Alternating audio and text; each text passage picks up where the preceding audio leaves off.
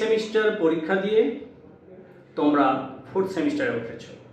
হ্যাঁ, আমি ভোকেশনালের ছাত্রছাত্রীদের কথা বলছি। তোমরা সেকেন্ড সেমিস্টার পরীক্ষা দিয়ে দিয়েছ, অনেক স্কুলেরই রেজাল্ট বের হয়ে গেছে, উঠে গেছো ফোর্থ সেমিস্টারে।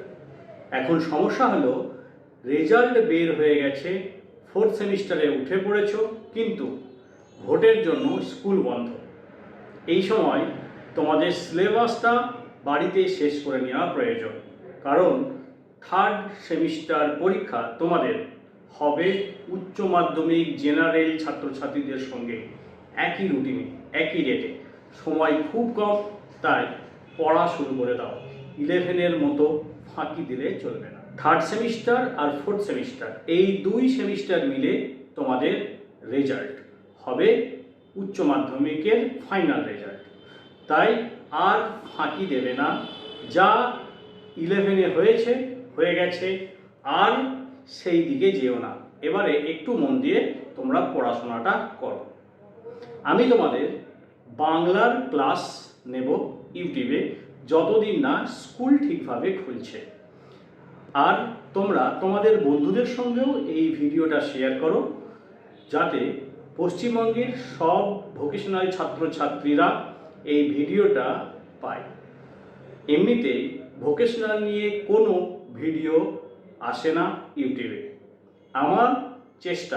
আমার একমাত্র প্রচেষ্টা, ভোকেশনালের সব ছাত্রছাত্রী যেন অনলাইনে তার বিষয় সার্চ করে পেতে পারে। তোমাদের সহযোগিতা এর জন্য প্রয়োজন। আজ আমি তোমাদের বাংলার একটা কবিতার ক্লাস নেব। কবিতাটা রবীন্দ্রনাথ ঠাকুরের লেখা প্রার্থনা। এই প্রার্থনা কবিতায় কবি সৃষ্টিকর্তার কাছে প্রার্থনা করেছেন। কি প্রার্থনা করেছেন? ভারতকে সম্পর্কে প্রার্থনা করেছেন। ভারতকে তিনি কিভাবে পেতে চান সেই প্রার্থনা করেছেন। কবিতাটা নৈবেদ্য কাব্যগ্রন্থে প্রকাশিত হয়েছিল আষাঢ় সংখ্যায় 1308 বঙ্গাব্দে। ইংরাজি ধরলে 1901 সালে। বুঝতেই পারছ, তখন ভারত পরাধীন। তাই পরাধীন ভারতবর্ষে ভারতবাসী কেমন হবে, ভারত কেমন হবে, কি স্বপ্ন কবি দেখেছেন, তাই কবি বিশ্ববিধাতা স্রষ্টার কাছে প্রার্থনা করেছেন ভারতের সম্পর্কে। এসো আমরা কবিতাটা দেখি, বুঝে নিই। আবারও তোমাদের বলবো, ভিডিওটা বন্ধুদের মধ্যে শেয়ার করো আর ক্লাসটা মন দিয়ে করো। তাহলে তোমরা আশা করি সব প্রশ্নের উত্তর পাবে। আর একটা কথা, তোমাদের থার্ড সেমিস্টার মানে এমসিকিউ। তাই এমসিকিউ প্রশ্নের উত্তর দিতে গেলে তোমাদের কনসেপ্ট ক্লিয়ার রাখতে হবে। কনসেপ্ট ঠিক থাকলে যে কোনো এমসিকিউ প্রশ্নের উত্তর তোমরা দিতে পারবে। চলো এবারে আর কথা না বাড়িয়ে আমরা কবিতার লাইনের উপর নজর দিই। চিত্ত যেথা ভয় শূন্য। চিত্ত মানে হলো মন, যেথা মানে যেখানে, ভয় শূন্য মানে ভয়হীন। অর্থাৎ ভারতবাসীর মন হবে ভয়হীন। কবি এই প্রার্থনা করেছেন। উচ্চ যেথা শির। শির মানে হচ্ছে মাথা, উচ্চ মানে উঁচু, আর যেথা মানে বললাম যেখানে। ভারতবাসী অর্থাৎ ভারতের মানুষের মাথা হবে সব সময় উঁচু।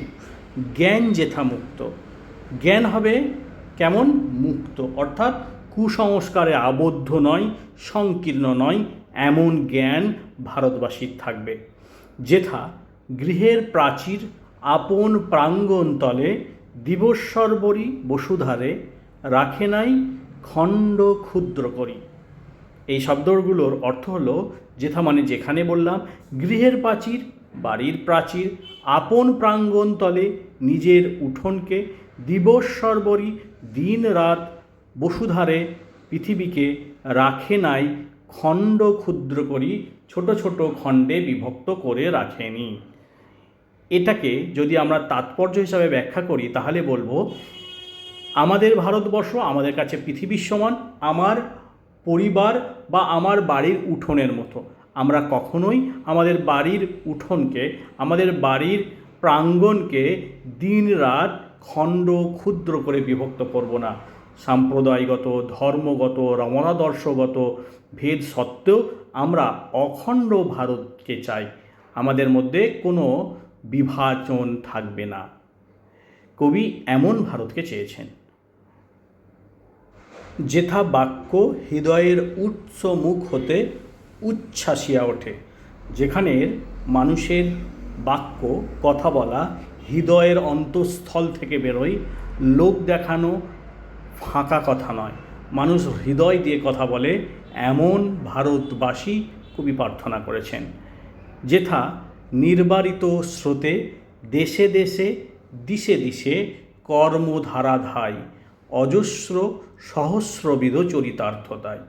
যেখানকার মানুষ দেশে দেশে এবং দিশে দিশে, দিশে দিশে মানে হচ্ছে দিকে দিকে, যেখানকার মানুষ দেশে দেশে দিকে দিকে ছড়িয়ে পড়ে নিজের কর্ম চরিতার্থ করার জন্য। যেথা তুচ্ছ আচারের মরু বালুরাশি, বিচারের স্রোত পথ ফেলে নাই গ্রাসী, পৌরুষে করেনি শতধা। যেখানকার যেই ভারতবর্ষের আচার কুসংস্কারের মরু বালুরাশি, এখানে আচার কুসংস্কার সংকীর্ণতাকে কবি বলেছেন মরু বালুরাশি। মরুভূমি যেমন শস্য শ্যামলা দেশকে গ্রাস করে নেয়, সেই রকম কবি বলেছেন যেখানকার মানুষের মধ্যে আচার ব্যবহার কুসংস্কার মরুবালির মতো গ্রাস করে নেয়নি পৌরুষকে, অর্থাৎ যেখানকার মানুষ বীর্যদীপ্ত পৌরুষে পূর্ণ, যেখানকার মানুষদের আচার কুসংস্কারকে গ্রাস করে নেয়নি।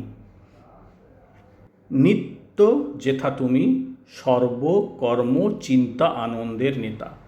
নিত্য প্রত্যহ সবসময় তুমি, তুমি বলতে এখানে স্রষ্টা ঈশ্বরকে কবি বোঝালেন, তুমি সমস্ত কর্ম কাজ চিন্তা আনন্দের নেতা হিসাবে বিরাজ করো। যে কোনো কাজের উৎসে, যে কোনো কাজের শুরুতে, যে কোনো কাজের ক্ষেত্রে তুমি মঙ্গলময় হিসাবে চিন্তার মধ্যে থাকো। নিজ হস্তে নির্দয় আঘাত করি পিত, এখানে পিত কবি স্রষ্টাকে বললেন, ঈশ্বরকে বললেন তুমি নিজ হস্তে আঘাত করো। কিসে আঘাত করো?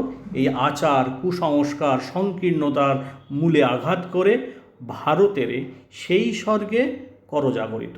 ভারতকে তুমি সেই স্বর্গে জাগরিত করো যেখানকার মানুষ ভয়শূন্য, যেখানকার জ্ঞান মুক্ত, প্রাচীর দিয়ে যেখানকার মানুষ দেশকে ক্ষুদ্র খণ্ড করে বিভক্ত করেনি, যে দেশের মানুষ দেশে দেশে দিকে দিকে কর্মধারায় ব্যস্ত হয়ে পড়েছে, আচার সংস্কারের মরুবালুরাশি যে দেশের মানুষের পৌরুষকে শতভাগে বিভক্ত করতে পারেনি, সেই রকম স্বর্গরাজ্যে পরিণত করো ভারতকে। কবির এই প্রার্থনা। আশা করি তোমরা বুঝতে পেরেছ।